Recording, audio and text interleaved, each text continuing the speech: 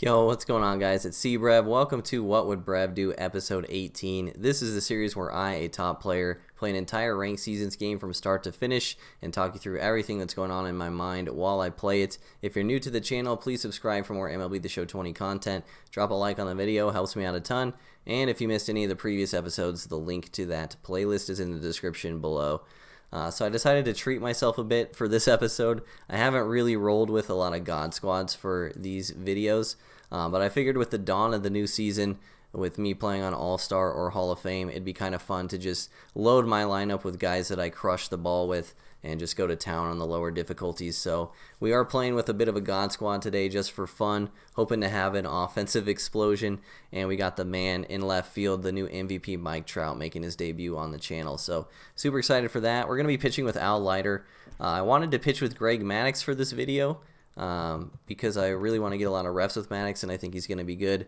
But unfortunately, the last guy did rage quit before the game even really got going. So gonna roll with Leiter, still grinding his prestige. I still think he's decent. Leiter has been a bit of an underperformer for me, but I think it's more of a product of my pitching style than the card, if I'm being objectively honest, because a lot of other people have dominated with Al Leiter. I think just for me personally, I find it kind of awkward to get people out, especially strikeouts, when I don't have a changeup. I've really realized by using Al Leiter that a changeup is a big crutch pitch for me. So I'm hoping to use him. By the time I prestige him, maybe I'll figure out something better. I'll figure out like a better out pitch, especially throwing to righties. Having no changeup, I feel like I just give up a lot of hits when I'm ahead in the count, which is can come back to bite you at times. So still got a lot of work to do improving Mr. Leiter, but he's fun to pitch with for sure. Sinker cutter lefty, very, very fun. So we're playing this guy with an interesting name. He's got 5 prestiges in his lineup, including Walker, and he's got Mike Trout, and he's got 99 Maddox on the mound. So this should be an absolute shootout. I imagine both of us should score double-digit runs this game. Hopefully it's on Hall of Fame and not All-Star. That would be ideal. If it's on All-Star, we may end up scoring 20 runs each. This looks like Hall of Fame for sure with Mickey Mantle's PCI, so that's good news. Facing Greg Maddox, haven't faced him a ton.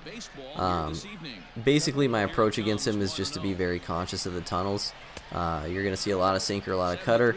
The changeup, curveball are pretty easily recognizable out of the hand, so you really just got to be on your game with sinker, cutter. Try to hit mistakes if they throw them.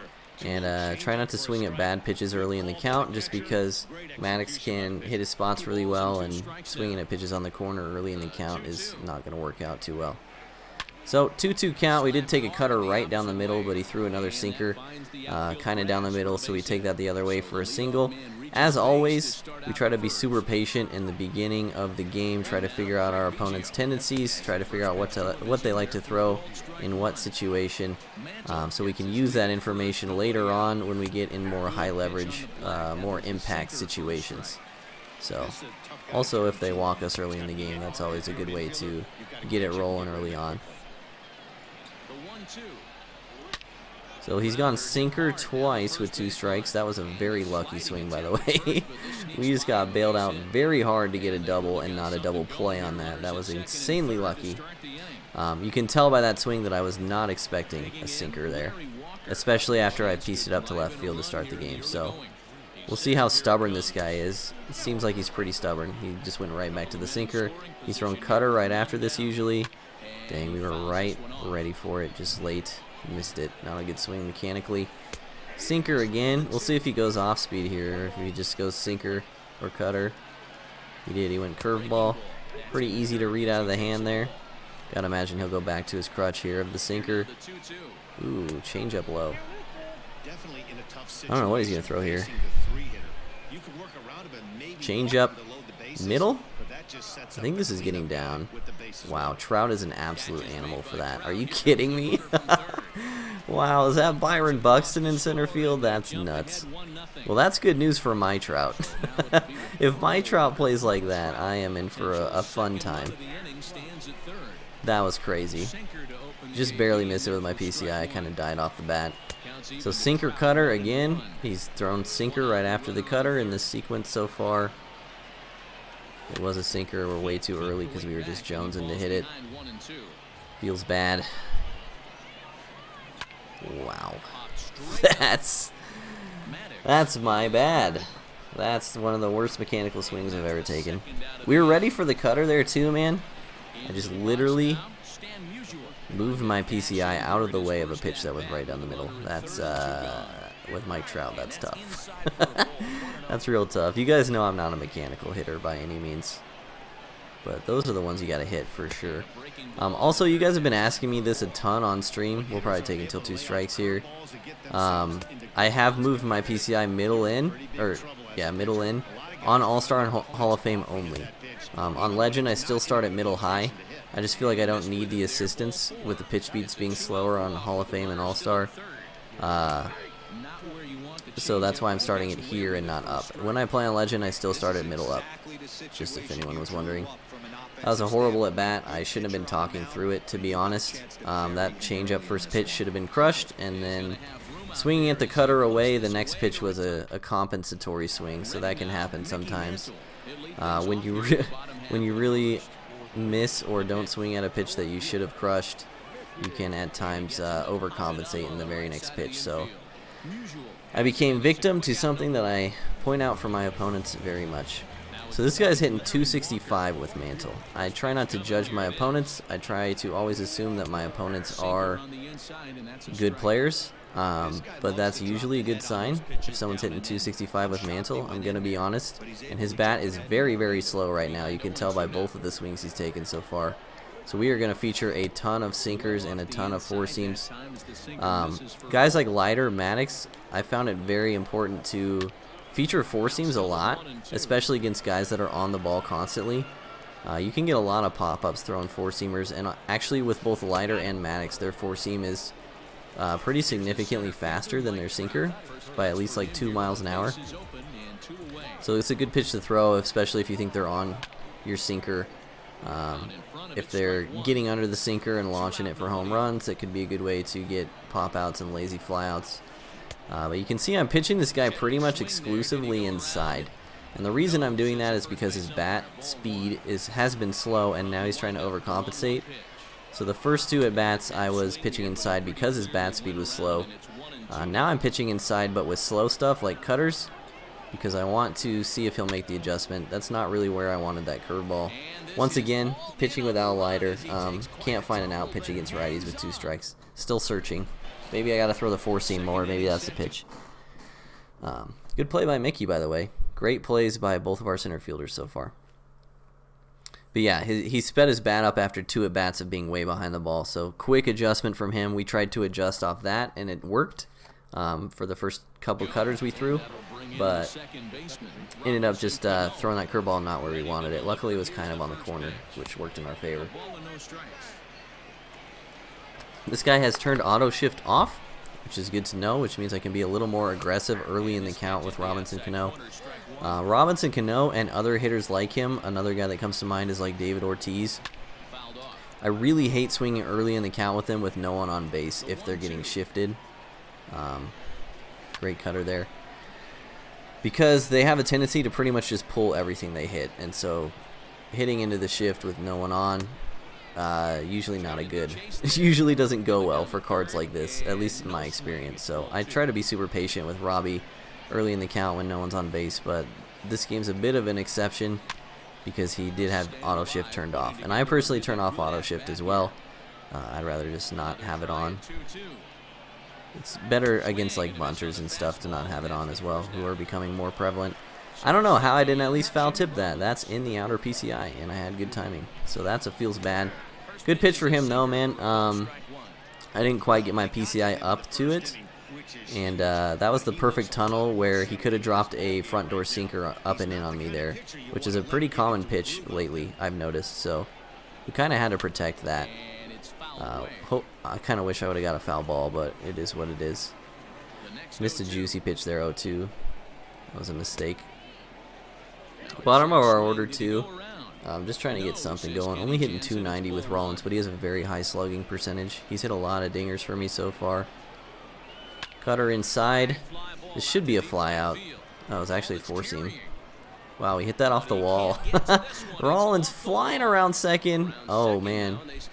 No, we can't score. We can't score. That was very close to it inside the park. So that's twice now. We've gotten an extra base hit on something very lucky. Now it's a great spot to contact swing with the pitcher and hope we get a ground ball. We didn't actually even get a ground ball. We got a hit. So go home, bro. What the? What is going on? Why did he stop? That was so awkward. Thank God I didn't get thrown out on that. I was literally gearing up to talk. I must have accidentally hit R2. Great spot to be aggressive here, too, with Mickey at the plate. Let me just get this at bat over with, and we'll talk about that outlier at bat. I gotta imagine he'll go sinker here, too, on this 1-1 pitch, because he doesn't want to walk me. No shot. He went cutter. I missed it, barely. Okay, so outlier. We contact swing there, and we are being very aggressive. We got a runner on third with one out, and he didn't put the infield in. So, literally a ground ball is an RBI for our pitcher there, which is like a very good deal. Like, if you can drive in a run with your pitcher, who's probably gonna make it out anyways, that's a good deal. So that's why I was overly hyped to hit the ball with lighter there. We actually high rolled and got a single instead of a ground out as well. So that was all good news Bears. But that's why I swung first pitch with my pitcher. If you guys watch the series, you know quite often that I'm barely ever swinging before 2 strikes with my pitcher. But that was definitely a time to cutter here. Definitely a time to do it. God, I'm late on it. This guy's sequencing is very obvious, man. I just sat back on it too long. I knew it was coming so bad that I sat back too long. It's a rough life out here. But yeah, his go-to sequence, especially in high leverage, so far this game has been sinker first pitch, then cutter second pitch, then sinker third pitch, and then he kind of goes from there. So I knew every time that was a sinker. I just missed mechanically, which I do all the time. You guys don't watch me for mechanics. At least I don't think. If you watch me for mechanics, you're watching the wrong guy. Go watch some of these teenagers that hit everything. We're looking at you, Kreiner. Alright, good take from him, actually. We'll try to double up a little bit lower there. Force him to swing. Great spot there from Outlighter. Again, just pounding him inside, trying to make him uncomfortable. That meme is so good. Wow, he hit that out. Feels bad. I got kind of a cheap triple from Jimmy Rollins and a cheap double from Biggio too, so it is what it is.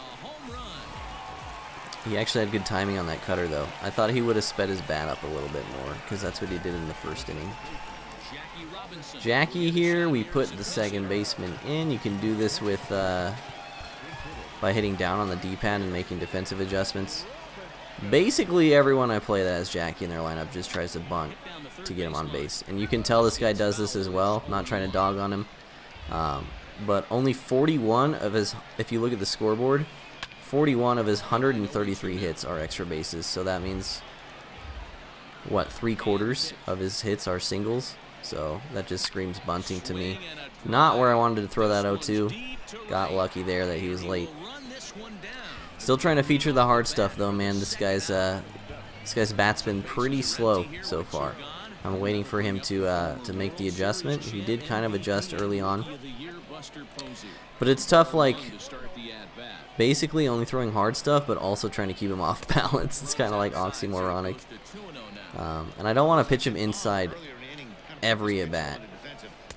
So I'm trying to stay away from Posey here too, because he crushes lefties, obviously, but I don't know. It's hard to pitch to guys like this who can just they basically guess fast or slow half the time. It's very hard to figure out where they're at on any given pitch, so you could easily just give up a bomb guessing wrong. But let's try to keep pitching him outside. That seemed to...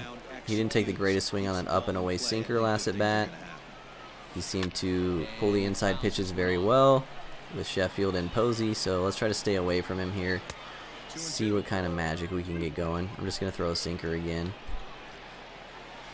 Beautiful double play ball. I don't think I'm going to turn it because Stan took forever. Oh, there's 2 outs. Best player ever. I did not know there was 2 outs. I'm talking so much this episode. I hope you guys are enjoying it / getting something out of it. Swung for his pitch there, expecting sinker. He's also thrown a lot of hosed pitches right middle as first pitches this game, so we guessed wrong. We decided to take our shot with Trout there, and he ran the cutter away from us. Good job. Now we go back to our approach. We have worked Maddox for 48 pitches through 2 1/3, which is great. Maddox has really high stamina, 121 stamina, so getting him out of the game early on isn't really a thing, even with how many pitches you take.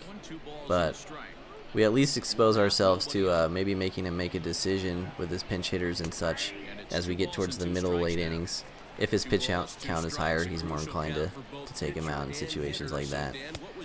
So there is some upside. They really rang me up on that. Dang it, man. Another good timing strikeout. I did check swing that though. I just recently got Prestige Sheffield and he's only hitting 182 with 2 singles. I've been kind of struggling to hit recently, to be honest. The adjustment from legend to not legend is so extreme this year. It's really messed me up. I've struggled a lot at the beginning of every season reset, it seems, this year. It wasn't really as big of a problem for me last year. Good timing on the cutter. I mean, that's a pretty good swing. There's nothing we can do about that. That's about as good as it gets besides perfect, so. It is what it is. I wonder if he takes Maddox out now. That'd be kind of crazy of him. He actually did. That's nuts. So we're definitely facing a starter, first of all. You don't take a guy out after 3 innings if you're not just going to throw another starter. So we'll probably face Kluber or someone, which is fine. I can't say he's making a mistake here, honestly. I'm hitting Maddox well. He's in a good spot to maybe like take the momentum if he takes the lead in this inning. Obviously, hopefully his pitchers are fully rested if he's making a move like this. Like he has at least a couple starters that are full energy to be able to warrant making a play such as this. So we'll see where he's at. 100% expecting to face a starter though. You see we struck him out on the slider. I'm going to try to feature slider 4-seam against righties, like I have said a couple times now. I really just don't know what to throw with when I'm ahead in the count against a righty with lighters. So if you guys have any ideas in the comments, let me know what's working for you. I have tried like backdoor cutters, but it's just such a bad pitch if you miss your spot, man. Let's try to hit it here. That's actually a good pitch. Pulled it foul. But if you miss your spot, it just like literally spins right into the middle of the plate, and it's not a good pitch. That was a great pitch though, sinker late on it, so you take those. Again, not really sure where his bat's at. I mean, he had a pretty quick bat up until that last sinker. Wow, great swing from him actually. He's hit 2 home runs on cutters, so maybe we don't throw cutters for a bit. I mean, that's pretty much right where I wanted that, so good cut. Yeah, I just don't know where his bat's at. It seems like it's changing play to play, which I guess is an ode to him making adjustments, so good job.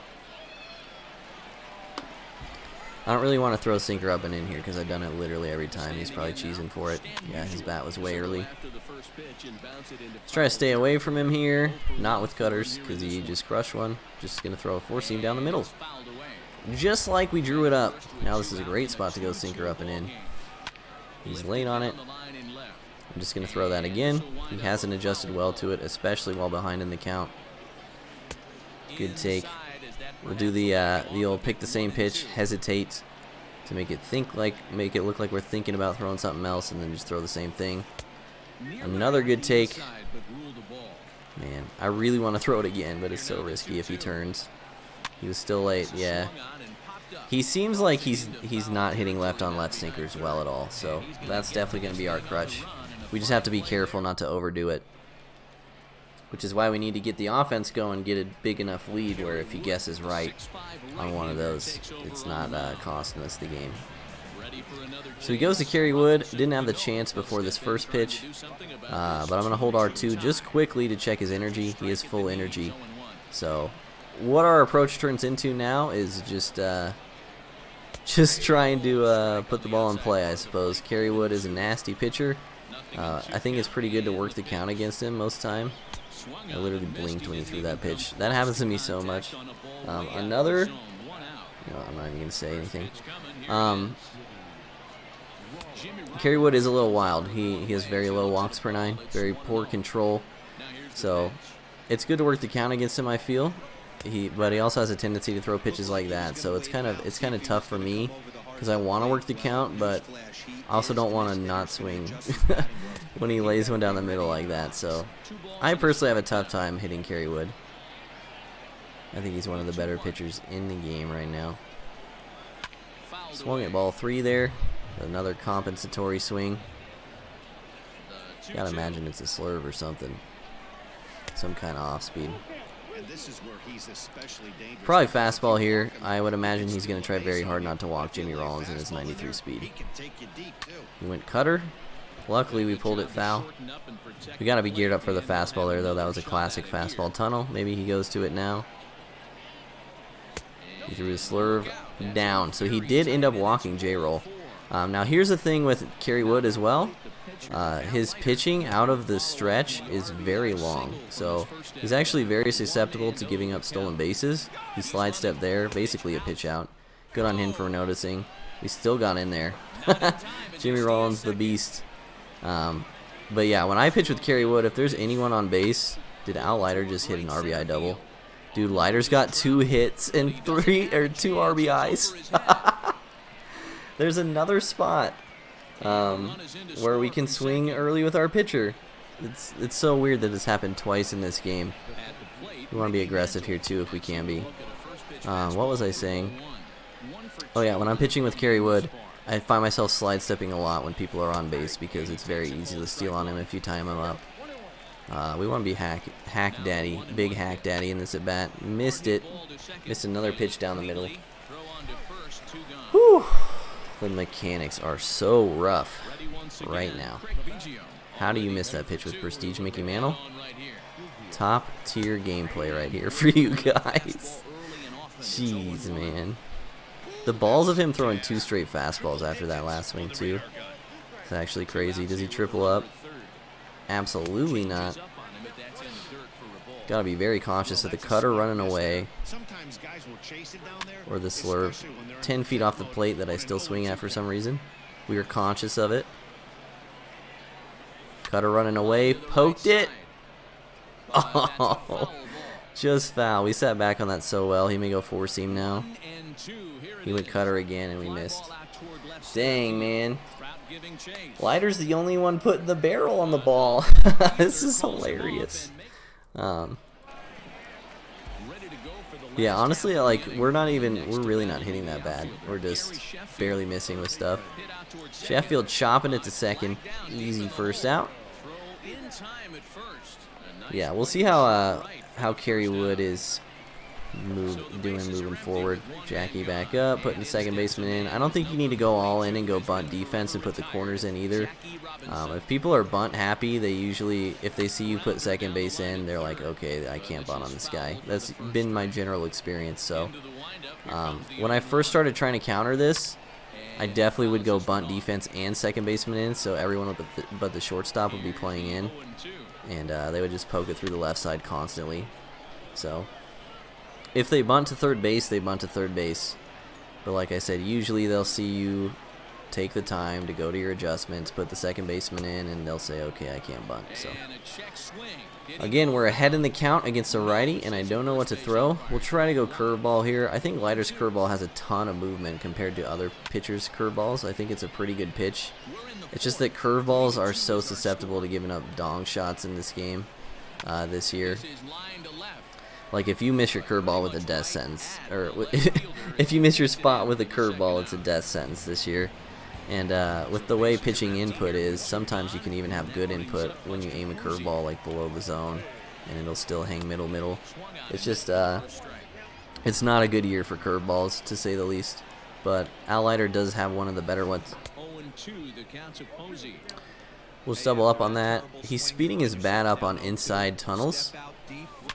And I hung it 0-2. This is my issue with Lighter, man. Yeah. He's speeding his bat up on inside tunnels. Usually I would throw cutters inside to counter that, but I'm a little rattled from that Gary Sheffield home run. And also the Larry Walker home run. He's hit cutters pretty well. But maybe that wasn't justified. The Gary Sheffield one especially was a really good pitch. Like, there's really nothing we can do if he hits that out. So maybe I need to feature that a little bit more. Try sinker up and away because it's worked very well. Threw it right down the middle. I gotta stop missing my spots 0-2. This is it's just not good pitching wise. Try four seam. Tailed away from him. He was early on it as well. So we're through the fourth, but we gave up another dinger. He's hit 3 solo home runs this game to keep himself in it.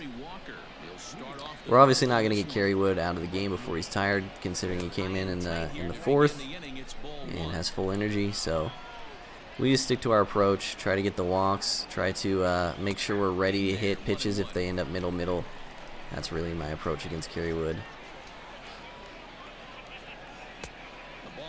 That was not middle, and I was late. Does he go fastball again because of that input?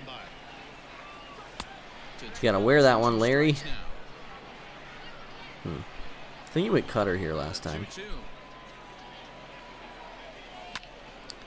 I swung at that because it was tunneled like a slurve. That's like exactly where a backdoor slurve would have been thrown, so I kind of had to protect that. It looked awkward, but trust. 3-2 now. He did throw a slurve 3-2 to Jimmy Rollins, so I guess he's willing to walk me, you could say. He threw another slurve just off the plate. That was honestly the perfect pitch. Our PCI was pretty decent on that. Just literally an inch off the plate in the perfect spot. Sometimes they make a good pitch, bro. Cutter, ready for it. Perfect line out. All right. We love MLB The Show. I'm just kidding. That happens all the time. Stan the man. Did we get a four-seamer here? We did. All right, so I'm picking it up a little bit. He really likes the four-seamers outside against lefties. The problem is I can't really swing at it because what if it's a cutter? Another four-seam. Was expecting slurve. You got to throw that again after that swing I just took, right? Wow. Great pitching, bro. Wow, that was the perfect pitch, man. This guy's pitching his butt off for sure. If that was a four-seam, I would have literally hit that ball 600 feet. That was cutter was a great choice. Alright. This game's getting a little scary now, man. I feel like for the most part we've hit decent, we've pitched decent, but we find ourselves on the road in the fifth in a spot where we could not only lose the momentum, but find ourselves falling behind going into the late innings. So not really a good spot to be in. He also took a great swing on that slider just now. If that wasn't on the corner, we could have been punished a little more.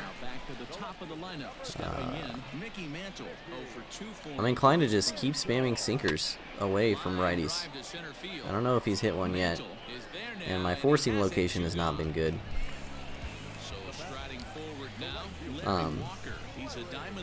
Yeah, I think I just gotta keep spamming the sinkers, man. Honestly, it's been easily my most effective pitch this game, and Lighter does have a good one. Just spam, because he hasn't hit it yet, especially left on left. He has really struggled to hit this pitch left on left, so this is definitely where we want to be. Another late swing. Sheffield maybe gets to this. Nice. That bronze shield not hurting us there. That was scary for a sec when he slowed down. So he pinch hit for Kerry Wood there, so we got Kerry Wood out. Will we see a third starter? We do not. We see Mariano Rivera. So, against Mo, you got to be very conscious of the cutters running away from righties as well. I usually try to sit inside versus Mariano. Sometimes they will hang a sinker to you inside, if you can call a sinker hung. I try to really stay away from pitches outside when it's right on right against Mo. It's tough to hit him. I had 2 strikes there, so I had to swing. But that's why, like, that pitch was thrown in the exact spot where if that was a sinker, that would have tailed back into the zone, and then I just look silly because it's a cutter. Kind of tough to hit Mo, I think. A lot of people said they didn't like Mo, but I think he's good.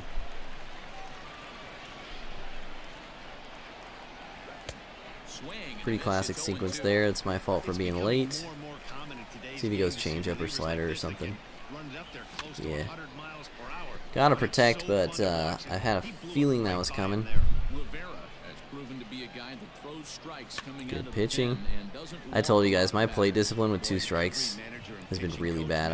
I'm not able to take a lot of pitches that I usually take recently. I don't know what's going on. Luckily, we're battling here, getting some lucky foul balls. Neither guy giving in here, and they'll do it again. I have chased that pitch, what, 4 times now? Dang. He's owning me on the mound, honestly. He is pitching so well. On the outside black, good pitch called for a strike.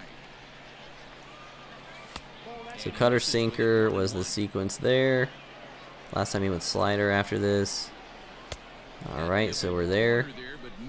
Then he went 4-seam up. Sinker. I'm going to take this pitch. And we probably have to pinch hit if I get on base here. Dang, he really threw it right down the middle. Sucks. I thought he'd be a little cuter than that. Swinging late at the sinker. That cutter 3-1 was the pitch to swing at. I just really thought he kind of was willing to walk Jimmy Rollins earlier in the game. And if he walks me there, it's actually not that bad for him because I'm pretty much forced to pinch hit, and he hasn't hit lighter that well.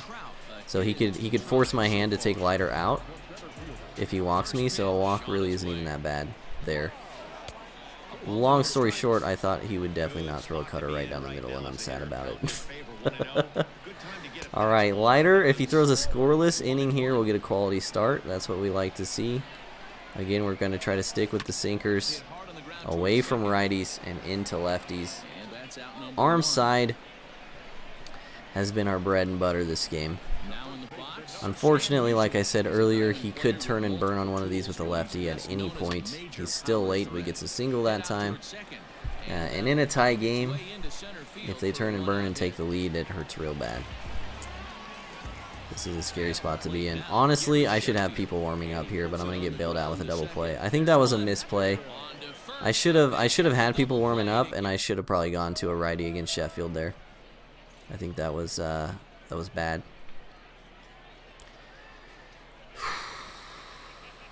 I'm going to back out and see what his bullpen's looking like before I make this decision on my pinch hitter.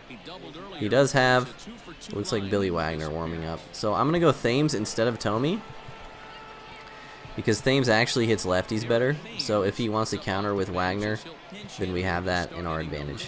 So if I thought for sure he'd leave Mo in, I would definitely go Tommy, obviously, because he hits righties better than Thames does. But there's no telling for sure that he's just going to leave Mariano in, even after that pretty dominant inning last inning. Ooh, ready for that one, man. Swung early. Hard to keep that fair. Trying to be cautious of the high stuff, but also not swinging that 4-seamer that he's got me on multiple times. Through the cutter. Did we hit it out? Eric Thames off the bench. That's a beautiful swing. Finally, it took a good mechanical swing.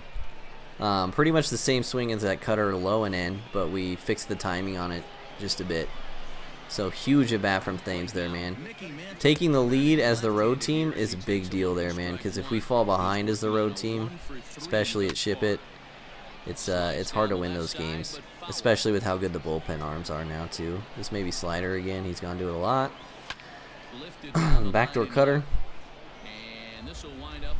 Hitting Mariano's hard, man, I swear. I don't know how people say they crush this card.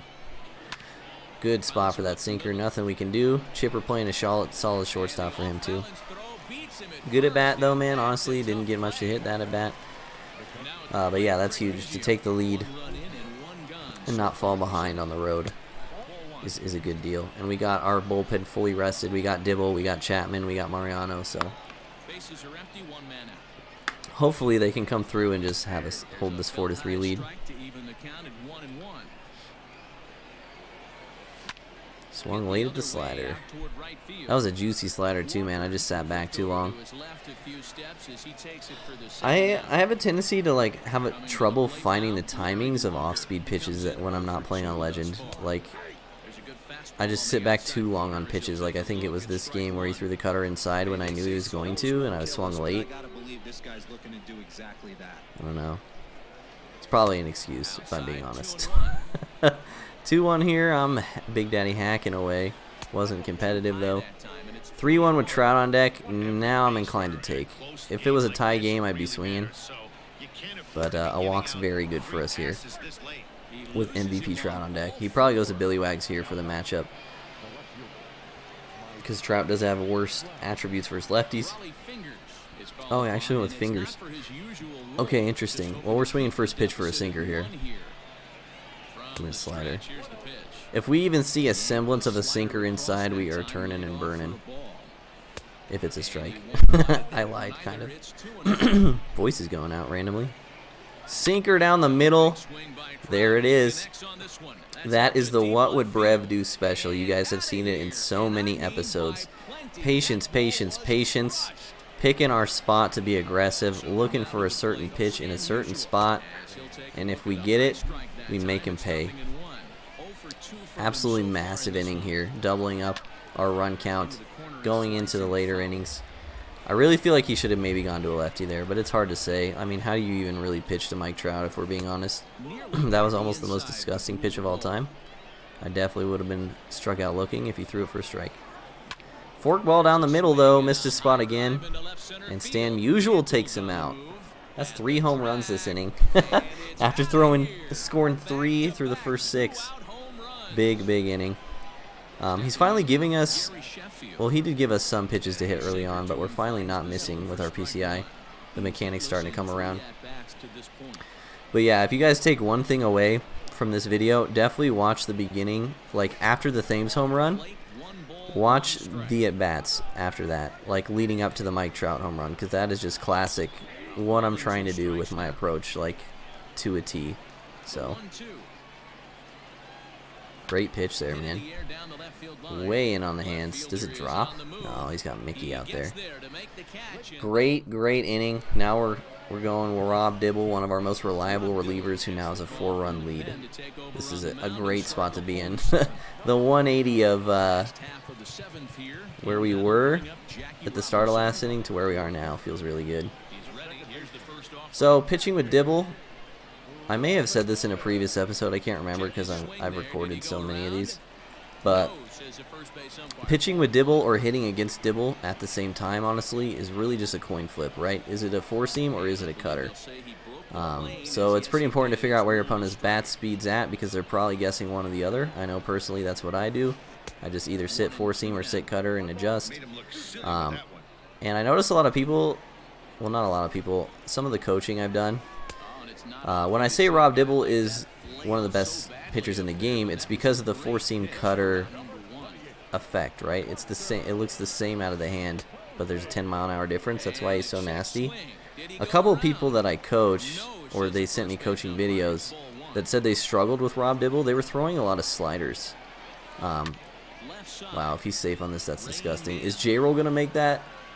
That's even more disgusting. Dude, Jimmy Rollins with the defense. That's insane. Man, I love Jimmy Rollins. But anyway, the way I look at Rob Dibble is you throw four-seam or cutter, pretty much. The only time I throw a slider with Rob Dibble is if I'm in a situation where I don't want to lose a coin flip. Like, it would feel really, really bad to lose a coin flip. So I'm talking about, like, bases loaded 3-2 count, or like tie game, runner in scoring position, 3-1, and you don't want to walk the guy or something. That's when I'm throwing slider. Just in situations where I don't want to leave myself vulnerable to my opponent guessing right and me getting burned by it, if that makes sense. That's really the only time I throw sliders with Dibble. You can see I didn't throw a single slider that inning, and we went to 1, 2, 3. So that's my advice pitching with Dibble. I pitch extremely well with Dibble. I still think he's one of the best relievers I've ever used / tried to hit against in the history of MLB The Show, and he's definitely throwing the 8th inning as well, because we're riding this wave. I think he tried to go high there because he's got me swinging at it so many times, but he missed his spot. He hasn't thrown a single fork ball since Stan took him deep, I think. There's a slider. We pieced it up. We were just a little bit late, though. Is this gone? Wow, off the very top of the wall. Good, solid start for Robinson Cano, though, leading it off with a double. Jimmy's got a triple and 2 runs, trying to make it more than that. Pokes it down the line, swinging late. Don't get there, Mickey. Thank you. But yeah, he really has not thrown a single fork ball since he gave up that home run, so maybe he's phoned it in on that pitch. I know the second I speed my bat up, he's going to throw it and I'm going to swing through it. Maybe here. Yep. I know things before they happen, and I still strike out. Alright. I'm going to use my pause timer to talk about something here. I'm not pinch hitting here. Why am I not pinch hitting here? Let's go back to something I've talked about pretty sparingly in these episodes, but I talk about a lot in coaching, which is identifying win conditions and loss conditions. So if you're losing late in the game, you need to try to look to generate advantages, try to do something strategically that gives you a better chance to win. So if you're losing, that means taking more risks, like trying to steal to stay out of double plays, pinch hitting for a platoon bat, stuff like that. When you're ahead, sorry, let me finish that thought. Because when you're behind, you need to identify what conditions can I create to allow me to win the game or come back. On the opposite spectrum, if you're ahead late in the game, like how I am here, what are my loss conditions? What can I do? What mistakes can I make to throw this game? And then how can I avoid them? That's how you want to think about it. So a mistake that I could make to throw this game is to pinch hit here, take Rob Dibble out, who he was completely lost against last inning. And then ending up not scoring, putting a different relief pitcher in, and then having him come back on this 4-run deficit. So leaving Rob Dibble in is absolutely correct here in my opinion, because we are up by 4. Maybe that is maybe that's obvious to some of you guys, but it's very tempting, especially with a runner in scoring position, to just say, hey, I'm gonna try to get this run home. But I think it's opening me up to more problems than solutions. So obviously, we're taking till 2 strikes here as well because Dibble can't hit. But maybe we get lucky. Al Leiter got lucky twice already. There's the fork ball, dude. Dibble crushed that. My pitchers are teeing off. Actually, everything I said was false. The reason we leave Rob Dibble in is because he's guaranteed to hit a double through the glove of the right fielder. Forget strategy. Just crush the ball. Man, that's hilarious. I literally have 3 high leverage hits with my pitchers this game. This is one for the ages right here. This is so funny. We need to put the ball in play here too. Striking out's horrendous for us. Like literally ground balls a run because he's not putting his infield in, which I feel is a mistake as well. He should definitely have his infield in here, man. Every run he gives up from here on out just makes it harder and harder to come back. I think we hit that deep enough. 51 speed versus Mickey. Pretty deep. I'm going to take off a little early. Timing that up is a lot of practice. We're in there. I think that was a perfect throw by him. But yeah, I think not putting the infield in there is a mistake. Again, not trying to bash my opponents ever in these episodes. Just trying to give you some perspective on what I think is the best play. Swinging first pitch with Biggio there and being late is not the best play. Dude. My house has been making some weird sounds at night. It's kind of freaking me out. Jesus Christ. I'm recording this late at night so I can get it up by tomorrow. I'm almost done. Just let me finish. Alright. 8-3. leaving Dibble in. Big Poppy off the bench. So last inning, we featured a ton of cutters. So now we're going to flip the script. Just throw a 4-seam first, see if he's turning on it. I think he did actually have good timing on that, so we will go right back to the cutter. Because we missed our spot bad, and that was a scary pitch. So back to the cutter crutch we go. Yeah, he did have good timing. He just missed it with his PCI. So we are back to pressing triangle and throwing dots. But yeah, I mean, like I already said with Dibble, I've talked about pretty much everything I want to say with him as far as like pitching well with him. But if I get in a situation where I think a slider is warranted, then I'll definitely tell you guys, and I'll tell you why. A little backdoor action. Good on him for not taking that. I think I had him locked up if he took that. I think that was a strike. I'm a little spooked, not gonna lie to you guys. Hopefully we can get through this game and just get this done. Yeah, that was a great pitch from Dibble there. Wow. Actually, really insane swing from my opponent there.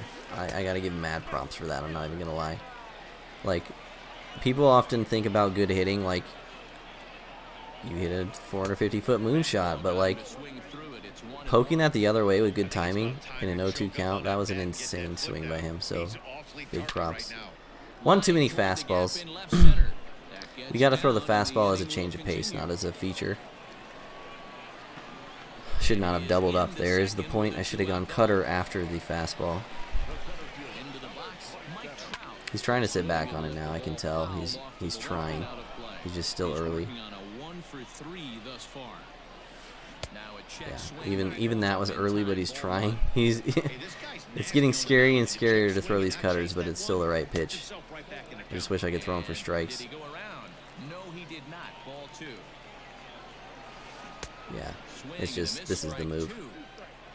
We'll try to go up and in once, just for the show. Alright, it worked. I was expecting him to just turn and burn on that, I'm not going to lie. Wow, great outing from Rob Dibble there. To the 9th, want to try to keep our foot on the gas, man. This is live series Chapman. You can tell because he only has 4 pitches.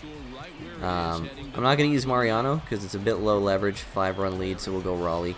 I don't want to blow. Basically, I use Mariano and Dibble as my closers. Oh, he might just dip out. Interesting.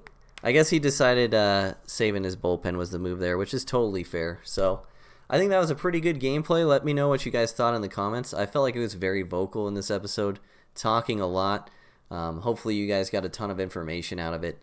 But yeah, any constructive feedback in the comments would be much appreciated. Just let me know if you picked up on something or if you would like me to go over something in a future episode.